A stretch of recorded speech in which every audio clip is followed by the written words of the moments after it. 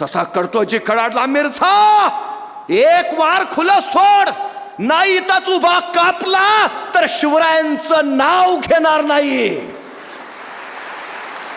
जखडलेल्या कडतोजीची ती हिंमत बघितली आणि मिरझा राजा संतापला. शमशेर लाव हमारी. पहारेकरांना वाटलं संपला कडतोजी, आता गर्दनच मारली जाईल याची. मिरझा राजाची राजपुती शमशेर आली. संपला कडतोजी. पण अचानक मिरझा राजाने पवित्रा बदलला. आपली राजपुती शमशेर त्या कडतोजींच्या समोर धरली. ही घ्या तुम्हाला बक्षीस, तुमच्या बहादुरीचं बक्षीस. या मिरझावर वार करायची जिगर अजून कुणी दाखवली नव्हती. ती हिंमत आपण दाखवलीत. आम्ही खुश आहे तुमच्या बहादुरीवर. हे घ्या. कडतोजीने ती राजपुती शमशेर घेतली आणि मिरझा राजे म्हणाले, बिनघोर जा, आमचा कुठलाही सरदार सैनिक तुम्हाला अडवणार नाही, जा. कडतोजी निघाले. 5-6 पावलं गेले. अचानक मिरझा म्हणाला, रुक जाओ.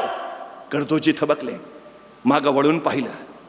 मिरझा राजे त्यांना सांगत होते, जाऊन सांगा तुमच्या राजांना, ज्या राजांकडं तुमच्यासारखी माणसं, त्या राजांचा कुणी पराभव नाही करू शकत, कुणीच नाही.